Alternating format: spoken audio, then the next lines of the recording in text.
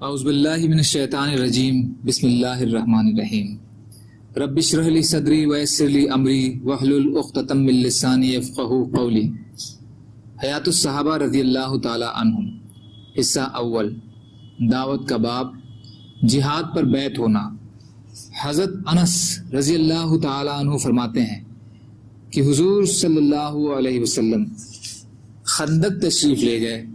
وہاں مہاجرین اور انصار سخت سردی میں صبح صبح خندق کھود رہے تھے۔ ان حضرات کے پاس غلام نہیں تھے جو ان کے یہ کام کر دیتے۔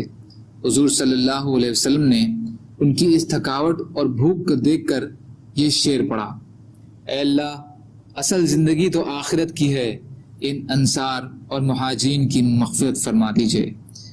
حضور صلی اللہ علیہ وسلم کے جواب میں صحابہ رضی اللہ عنہ نے یہ شعر پڑھا: ہم وہ لوگ ہیں جنہوں نے حضور صلی اللہ علیہ وسلم سے اس بات پر بیعت کی ہے کہ جب تک ہم زندہ رہیں گے جہاد کرتے رہیں گے۔ بخاری پیج نمبر 397، فوائد حصہ 2 پیج نمبر 51۔ اور اس سے پہلے حضرت مجاشع رضی اللہ تعالیٰ عنہ کی حدیث گزر گئی ہے جس میں یہ مضمون ہے کہ میں نے عرض کیا آپ ہمیں کس چیز پر بیعت کریں گے؟ آپ نے فرمایا اسلام اور جہاد پر۔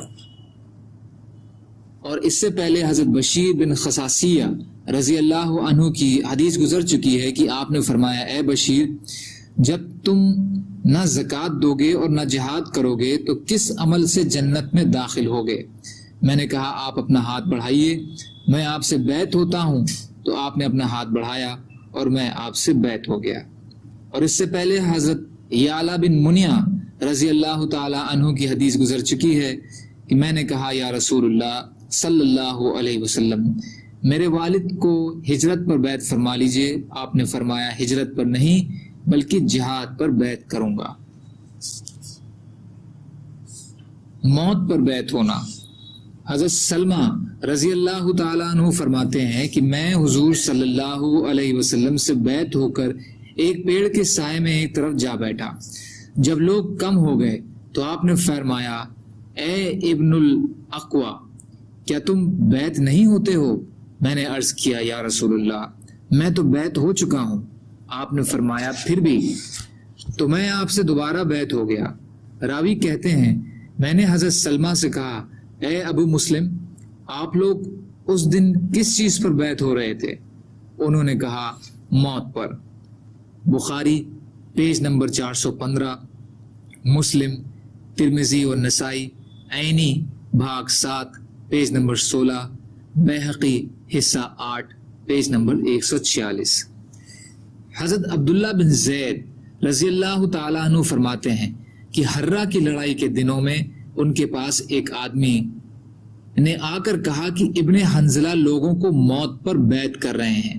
تو انہوں نے فرمایا کہ حضور صلی اللہ علیہ وسلم کے بعد میں کسی سے بھی اس پر یعنی موت پر بیعت نہیں ہوں گا۔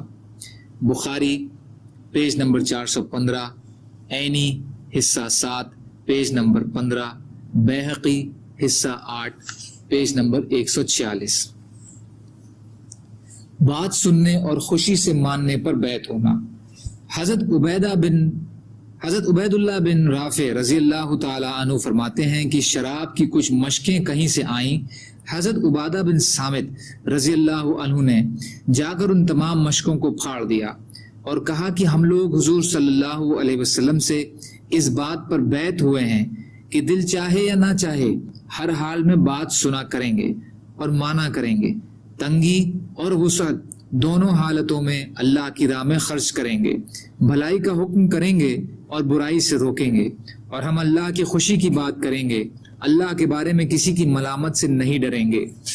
اور جب حضور صلی اللہ علیہ وسلم ہمارے یہاں یثرب میں تشریف لائیں گے تو ہم آپ کی مدد کریں گے اور ان تمام چیزوں سے آپ کی حفاظت کریں گے جن سے ہم اپنی اور اپنے بیوی بچوں کی حفاظت کرتے ہیں، اور ہمیں ان کاموں کے بدلے میں جنت ملے گی۔ یہ وہ بیعت ہے جس پر ہم حضور صلی اللہ علیہ وسلم سے بیعت ہوئے ہیں۔ بیہقی حضرت عبادہ رضی اللہ عنہ فرماتے ہیں کہ ہم لوگوں نے حضور صلی اللہ علیہ وسلم سے جنگ پر بیعت کی کہ تنگی اور وسعت میں دل چاہے یا نہ چاہے اور چاہے ہم پر دوسروں پر ترجیح دی جائے، ہر حال میں ہم بات سنیں گے اور مانیں گے۔ امیر سے عمارت کے بارے میں جھگڑا نہیں کریں گے، جہاں بھی ہوں گے حق بات کریں گے، اور اللہ کے بارے میں کسی کی ملامت سے نہیں ڈریں گے۔ بدایہ حصہ 3 پیج نمبر 163، ترغیب حصہ 4 پیج نمبر 3۔ ابن جریر رحمۃ اللہ علیہ نے حضرت جریر رضی اللہ تعالیٰ عنہ سے روایت کی ہے کہ میں نے حضور صلی اللہ علیہ وسلم سے بات سننے اور ماننے اور تمام مسلمانوں کو بھلا چاہنے پر بیعت کی۔ ابن جریر نے انہی سے دوسری روایت یہ نقل کی ہے کہ میں نے حضور صلی اللہ علیہ وسلم کی خدمت میں حاضر ہو کر عرض کیا کہ میں آپ سے اس بات پر بیعت ہوتا ہوں کہ مجھے اچھی لگے یا بری لگے، میں آپ کی ہر بات سنوں گا اور مانوں گا۔ آپ صلی اللہ علیہ وسلم نے فرمایا، کیا تم اسی طرح کر سکتے ہو؟ اس طرح نہ کہو بلکہ یوں کہو کہ جو بات میرے بس میں ہوگی اسے سنوں گا اور مانوں گا۔ تو میں نے کہا جو بات میرے بس میں ہوگی، تو آپ نے مجھے اس پر بیعت بھی فرمایا اور مسلمانوں کا بھلا چاہنے پر بھی بیعت فرمایا۔ کنز العمال حصہ 1 پیج نمبر 82۔ ابو داؤد اور نسائی میں یہ حدیث اس طرح سے ہے کہ حضرت جریر فرماتے ہیں کہ میں حضور صلی اللہ علیہ وسلم سے ہر بات سننے اور ماننے پر اور ہر مسلمان کا بھلا چاہنے پر بیعت ہو گیا۔ تو جب یہ کوئی چیز بیچتے یا خریدتے، اگلے دن آدمی سے یہ کہہ دیتے کہ ہم نے تم سے جو چیز لی ہے وہ ہمیں اس سے زیادہ پسند ہے جو ہم نے تم کو دی ہے، اب تمہیں اختیار ہے، یہ سودا کرو یا نہ کرو۔ ترغیب حصہ 3 پیج نمبر 237۔ حضرت ابن عمر رضی اللہ تعالیٰ عنہ فرماتے ہیں کہ جب ہم لوگ حضور صلی اللہ علیہ وسلم سے ہر بات سننے اور ماننے پر بیعت ہوتے تھے تو آپ یہ فرماتے کہ یوں کہو کہ جو بات میرے بس میں ہوگی۔ کنز العمال حصہ 1 پیج 83۔